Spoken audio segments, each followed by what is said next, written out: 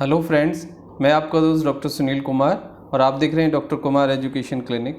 आज हम बात करेंगे हील पेन के बारे में कि लोगों को हील में क्यों दर्द होता है, पैर के निचले हिस्से में क्यों दर्द रहता है और बहुत ज़्यादा दर्द बना रहता है लगातार। कई बार लोग डॉक्टर से भी परामर्श लेते हैं, कुछ दवाइयाँ भी ट्राई करते हैं, कुछ घरेलू नुस्खे भी ट्राई करते हैं, फिजियोथेरेपी भी कराते हैं और कोई ना कोई लोकल क्रीम या ऑयल या कुछ ना कुछ लगाते भी रहते हैं वो।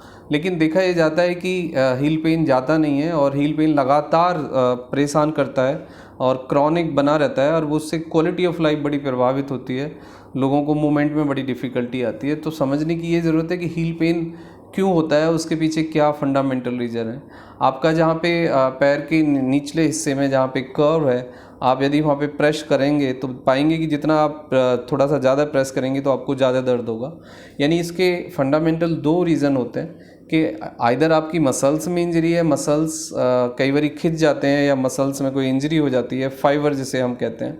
यानी हड्डी के ऊपर जो हार्ड मसल्स होती हैं, फाइबर्स होते हैं, वो कम्प्लीटली कम्पैक्ट रखते हैं आपकी बोन्स को और मूवमेंट में बड़ा फैसिलिटेट करते हैं।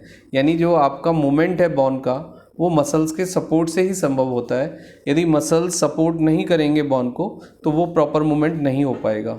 लेकिन दूसरा रीज़न कई बार ये देखा जाता है कि आपकी जो बोन होती है उसमें ब्रेकेज होता है, मतलब बोन ब्रेक होना स्टार्ट हो जाते हैं, जिसको हम टूटना कह सकते हैं। ऑस्टियोपोरोसिस के कारण या ऑस्टोपिनिया के कारण बोन्स हार्ड हो जाते हैं, फ्रेजाइल हो जाते हैं, टूटना शुरू कर देते हैं। दूसरा रीज़न होता है कि रीजनरेट, मतलब उसके जो बोन्स के टुकड़े होते हैं वो बढ़ जाते हैं, मतलब बोन्स सूजन आ जाती है या जिसको हम हड्डी बढ़ना कई बार कहते हैं। आपने देखा होगा कि डॉक्टर जब उसको देखते हैं लाइन से तो वो हड्डी बढ़ी हुई और काफ़ी हार्ड आपको दिखाई भी देती है, कई बार रेडनेस भी दिखाई देता है।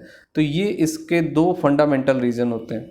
अब इसके पीछे देखा जाए तो कि भाई कॉज क्या है, क्यों हील पेन होता है और ये इसके पीछे क्या एक क्लिनिकल रीज़न है। सबसे बड़ा जो क्लिनिकल रीज़न वो ये है कि सही जूते का चुनाव नहीं करना, सही स्पोर्ट्स शूज़ नहीं पहनना और जूतों के अंदर जो आपका हील होता है वो सॉफ्ट नहीं होता और जो उस पर सपोर्ट के लिए नेफा होता है, जो लेयर होती है, वो सॉफ्ट लेयर नहीं होती, बड़ी हार्ड होती है। Due to the hard layer, गलत जूते चप्पल पहनने के कारण, हील का ज़्यादा होने के कारण या जो आपका सोल है उसका ज़्यादा हार्ड होने के कारण भी हील पेन हो सकता है। दूसरा, लंबे समय तक खड़े रहना। तीसरा, लंबे समय तक कंटिन्यूस वॉक करना without sports shoes. Without sports shoes exercise करना, ज़्यादा वजन का होना, ओबेसिटी के कारण आपके नी पे और आपके हील पे का जो बोन है, लास्ट बोन है, उस पर बहुत प्रेशर आ जाता है, उसके कारण भी कई बार स्वेलिंग देखी जाती है। फिर एक हार्मोनल और एजिंग रीज़न है, ऑस्टियोपोरोसिस, ऑस्टोपिनिया और आर्थराइटिस और गाउट, ये सब जो हैं ये भी आपकी बोन्स और मसल्स की जो हेल्थ है उसको डिटेरियोरेट करते हैं, स्वेलिंग पैदा करते हैं और उससे स्टिफनेस आती है। तो ये सब कारण होते हैं। तो यदि इसको नेचुरली आपको ठीक करना है तो आपको अपनी हील को के कर्व वाले जो स्पेस है उसको थोड़ा आराम देना होगा।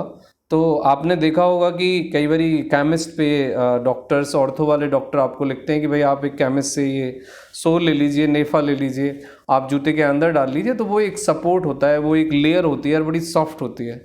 तो आप अच्छी क्वालिटी का स्पोर्ट्स शूज़ पहने जिसमें प्रॉपर कर्व हो और जो प्रॉपर सॉफ्ट हो, जो थोड़ा सा प्रेस हो। जब आप वॉक करें या आप जंप करें तो वो थोड़ा सा ब्रेक मतलब प्रेस हो जाए, जिससे कि आपको रिवर्सेबल सपोर्ट मिले। तो आपका जो हील वाला रीज़न है उसको एक सपोर्ट की ज़रूरत है। आप हील ना पहने और यदि आपके जूते चप्पल का हील बहुत ज़्यादा हार्ड है तो आप वो चेंज कर दें, थोड़ा सा सॉफ्ट हील लें कि जो आपके चलने पे और दबाव पड़ने पे, प्रेशर पड़ने पे वो थोड़ा सा प्रेस हो, जिससे कि आपको रिवर्सेबली आपकी बॉडी को सपोर्ट मिलती है। दूसरा, कॉन्शियसली आप एक्सरसाइज जब करते हैं तो कभी भी विदाउट स्पोर्ट्स शूज एक्सरसाइज ना करें और जंपिंग ना करें, स्क्वाटिंग ना करें, स्ट्रेचिंग ना करें। या फिर यदि आप कोई स्पोर्ट्स खेलते हैं लाइक फुटबॉल है या फिर आप किसी भी स्पोर्ट्स में जब आप रनिंग करते हैं तो आपको स्पोर्ट्स शूज़, अच्छी क्वालिटी का स्पोर्ट्स शूज़ पहनना चाहिए। यदि आप अच्छी क्वालिटी का स्पोर्ट्स शूज़ नहीं पहनेंगे तो लेट एंड अर्ली आपके हील वाले रीजन पे प्रेशर आएगा, रीजनरेशन होगा, आपके जो मसल्स हैं, जो टेंडर्स हैं, उसमें प्रेशर बढ़ेगा, उसमें इंजरी होगी और आपको फिर ये पेन आने की संभावना बढ़ेगी। दूसरी बात, इसमें फिजियोथेरेपी का क्या रोल है। फिजियोथेरेपी का इसमें बहुत लिमिटेड रोल हो सकता है। हील पेन में बहुत ज़्यादा और एंकल पेन में फिजियोथेरेपी का कोई रोल नहीं है। आप सही जूते चप्पल का चुनाव करें, और यदि आपको पेन नहीं जा रहा है तो फिर एक स्टेरॉयड इंजेक्शन आपको लगाया जाएगा, या फिर एक छोटी सी सर्जरी होती है वो की जा सकती है। लेकिन फर्स्ट लेवल पे सही जूते का चुनाव, एक सपोर्ट, हील सपोर्ट आपको मिले, प्लस कुछ मेडिसिन, कैल्शियम और विटामिन्स आपको दिए जाएंगे, पेन एंड स्वेलिंग की मेडिसिन आपको दी जाएंगी, plus rotation exercise can help some extent, but बहुत ज़्यादा एक्सरसाइज का इसमें कोई रोल नहीं है। लेकिन जो रीजनरेटिव प्रोसेस है, जो आपकी बोन बढ़ रही है, वो एक एजिंग प्रक्रिया है, एक हार्मोनल चेंज है, एक डेफिशिएंसी है, तो उसको क्लिनिकल ट्रीटमेंट से डील करना पड़ेगा। तो मोस्ट ऑफ द केसेस में इस ट्रीटमेंट से वो प्रॉब्लम ठीक हो जाती है जब आपको कैल्शियम विटामिन डी का लेवल नॉर्मल होगा और बॉडी के अंदर मिनरलाइजेशन स्टार्ट होगा, तो फिर वो प्रॉब्लम अपना आप ठीक हो जाएगी नेचुरली।